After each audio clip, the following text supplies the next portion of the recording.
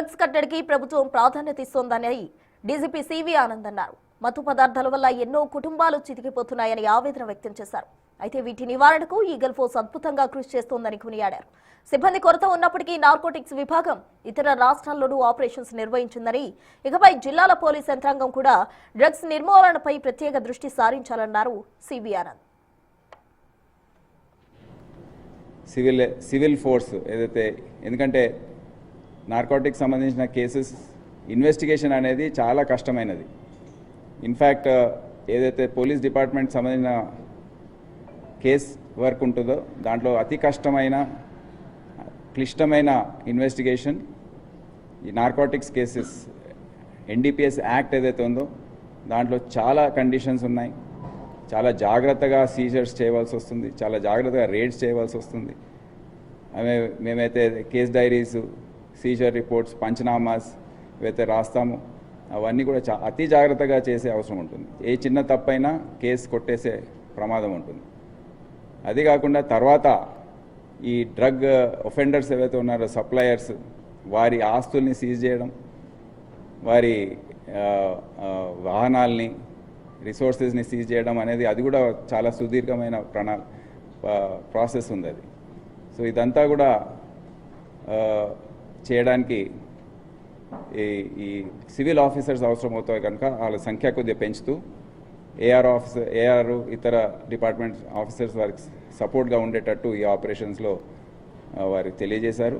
కేవలము eagle force ద్వారా ఈ యాంటీ నార్కోటిక్స్ డ్రైవ్ మన రాష్ట్రంలో చేస్తే సరిపోదు. ఎస్పీసు, కమిషనర్ ఆఫ్ పోలీస్ ఏవైతే ఉన్నారో ఇప్పటి నుండి తప్పకుండా వారి చెయ్యి వారు దీనికి అందించాలి. వారు చేస్తే కానీ ఈ మొత్తం మన ఫలితం అనేది రాదు. అదే కాకుండా ఈగిల్ ఫోర్స్ కూడా జిల్లాలో వాళ్ళకు సెల్స్ ఉన్నాయి. ఈగిల్ రీజనల్ సెల్స్ ఒక 7-8 సెల్స్ ఉన్నాయి. అవి కూడా పూర్తి స్థాయిలో పనిచేసే విధంగా ఒక 5-6 పోలీస్ స్టేషన్లు ఉన్నాయి.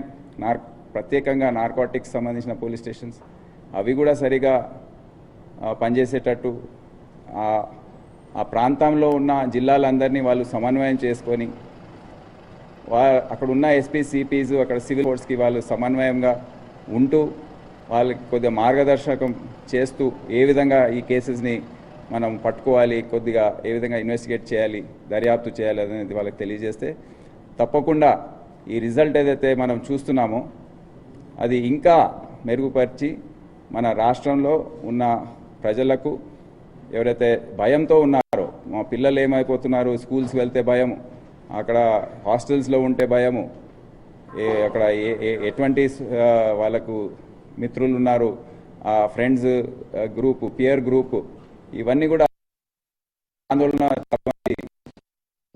ఉన్నారు. వాళ్ళందరికీ కొద్దిగా కంఫర్టు లేకపోతే కొద్దిగా భయం తగ్గియాలంటే పోలీస్ ఫోర్సు ఏదైతే ఉందో తెలంగాణ రాష్ట్రానికి చెందిన అన్ని శాఖలకు చెందిన పోలీస్ అధికారులు ఎవరైతే ఉన్నారో, సిబ్బంది ఉన్నారో వారందరూ కూడా ఈ డ్రైవ్లో పాల్గొని మూకుమ్మడిగా దీనిపైన దాడి చేస్తే కానీ ఇది జిల్లా స్థాయిలో కూడా మనం కంట్రోల్ చేసే ప్రసక్తి కొద్దిగా తక్కువగా ఉంటుంది.